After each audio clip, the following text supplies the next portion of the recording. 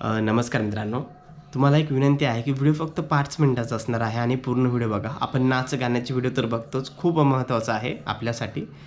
तर मित्रांनो, सध्या आता जानेवारीमध्ये मकर संक्रांती येणार आहे आणि हा खूप प्रसिद्ध सण आपल्या महाराष्ट्रामध्ये आहे. महिलांसाठी खूप आनंदमय आणि पुरुषासाठी मनोरंजक म्हणून हा सण असतो. तर मनोरंजक का वापरलं मी? तर मकर संक्रांती दिवशी जे पतंग उडवलं जातं, तर या पतंगासाठी आपण जो दोरा वापरतो मांजा, तर या मांजामुळे छत्रपती संभाजीनगर या जिल्ह्यामध्ये 2 अशा एकदम क्रूर अशा घटना घडल्या आहेत. तर तुम्हाला सांगतो नेमकं. तर पहिली घटना अशी होती, की वडील आणि लहान 3 वर्षाचा मुलगा बाईकवरून जात होते. मुलगा आपल्या वडिलांच्या समोर बसलेला होता आणि कुठेतरी क्रांती चौकजवळ ही घटना घडली छत्रपती संभाजीनगरमध्ये. आत्ताच 2 दिवसापूर्वी न्यूजमध्ये येऊन गेलं. तर तो मांजा होता, तो मुलांना बाईक ते काय एवढे फास्ट नव्हते, 40-50 ची समथिंग स्पीड होती आणि तो मुलाला इथून कापला गेला मुलगा, तर इथपर्यंत पूर्ण कट झालं मुलाचं. जवळपास 28 ते 29 टाके त्या मुलाला पडले आणि जेव्हा तो मुलगा पूर्ण असा कट झाला, की त्या मुलाला अक्षरशः बोलतासुद्धा येत नव्हतं आणि श्वाससुद्धा घेता येत नव्हता. वडिलांनी एका हाताने पकडून तसंच एका हाताने गाडी राईड करून त्याला छत्रपती संभाजीनगरच्या गव्हर्नमेंट हॉस्पिटल म्हणजे घाटीमध्ये त्याला ॲडमिट केलं. तर ही बातमी ऐकून खूप दुःख होतं मित्रांनो. आणि दुसरी एक घटना तशीच याच्या 5-6 दिवसानंतर घडली शहामे दुर्गाजवळ कुठेतरी. तर तिथे देखील माणसाला 48 टाके पडले, पूर्ण 48 टाके. तर डोळा कापला गेला, नाक कापलं, तोंड कापलं आणि गळा देखील त्याचा कट झाला. पण सगळं जास्त डॅमेज झालं ते तोंडाला जास्त डॅमेज झालं.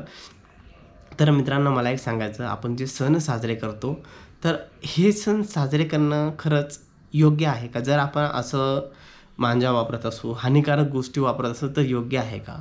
पतंग नक्की उडवा, सण नक्की साजरे करा. सण हे आनंदी साजरे करायलाच असतात मित्रांनो. पण आपण जेव्हा सण साजरे करतो, तेव्हा नक्की भान असायला पाहिजे, नंतर फ्युचरमध्ये याचं काय होईल? आपण जो कापाकापी खेळतो ना, साध्या भाषेमध्ये पतंग वापरतात लोकं. सिटीमध्ये जास्त असतं, खेड्यामध्ये लोकं जास्त काही उडवतही नाही आणि उडवलं तरी ते साधा दोरा वापरतात. सिटीमध्ये ह्या घटना का घडतात, की लोकं बघा, तुम्ही सिटीमध्ये जाऊन बघा, हजारो लाखो पतंग उडतात एका दिवशी आणि हे लाखो पतंगमधून खूप सारे असे 70-80 हजार, जर 1 लाख पतंग उडत असेल तर 70,000-80 पतंग काटले जातात. आणि हा दोरा जातो कुठं मित्रांनो? हा मांजा जातो कुठं? हा झाडाला लटकतो, पुलाला लटकतो, कुठेतरी घराला लटकतो. तर यामुळे काय होतात, की तुम्ही बघा, आता नंतर मकर संक्रांती झाली की खूप सारी घटना पेपरमध्ये येणार म्हणजे येणारच मित्रांनो. लोकं ऐकत नाही आणि खूप साऱ्या झाडाला लटकतात, खूप सारे पक्षी लटकून मरतात मित्रांनो. ही खरी गोष्ट आहे. मी माझ्या डोळ्याने 2 पक्षी काढलेले आहे स्वतः. तर सांगायचं तात्पर्य हेच मित्रांनो, जेव्हा आपण सण साजरा करतो, आपण सुशिक्षित आहोत, हिंदू धर्मानुसार व्यवस्थित तुम्ही रीतीने असं सण साजरा करा, की कुणालाही भविष्यात त्याचा फायदा म्हणजे तोटा होणार नाही. तुम्ही चीन, जपानमध्ये एक अनुभवला का मित्रांनो? जर एखादी घाण देखील पडलेली असेल ना, म्हणजे कुणीही फेकू द्या, म्हणजे तिथं पहिली गोष्ट घाण कचरा फेकतच नाही रोडवर. जर एखादी कोणाकडून पडली किंवा कोणी चुकून टाकली, तर लोकं ते उचलून डस्टबिनमध्ये टाकतात.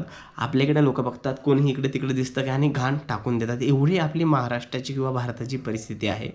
तर मित्रांनो, सांगायचं तात्पर्य एवढंच आहे, की मकर संक्रांती येणार आहे.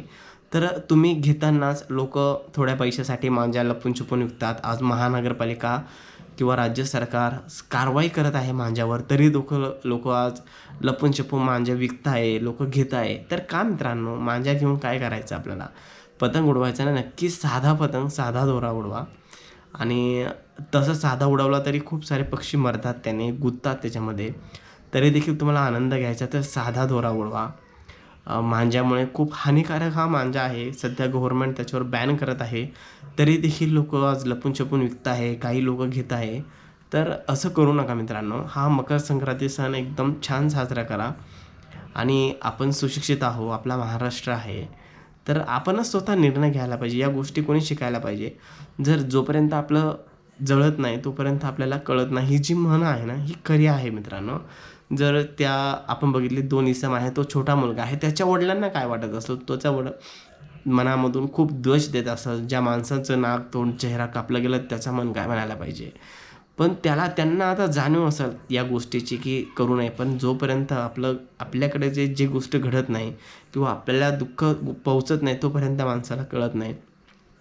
तर मित्रांनो, तुम्हाला हात जोडून विनंती आहे, की या गोष्टीचा विचार नक्की करा आणि हा व्हिडिओ सगळ्यांपर्यंत तुम्ही शेअर करा, कारण की छत्रपती संभाजीनगरमध्ये 2 गोष्टी एवढ्या क्रूर घडल्या. अजून तर मकर संक्रांत यायची आहे, अजून दूर आहे. तर अजून किती घटना घडतील, तर ह्या घटना घडू नये म्हणून तुम्ही हा व्हिडिओ नक्की ग्रुपवरती शेअर करा. तर व्हिडिओ तुम्ही नक्की शेअर करा मित्रांनो. धन्यवाद.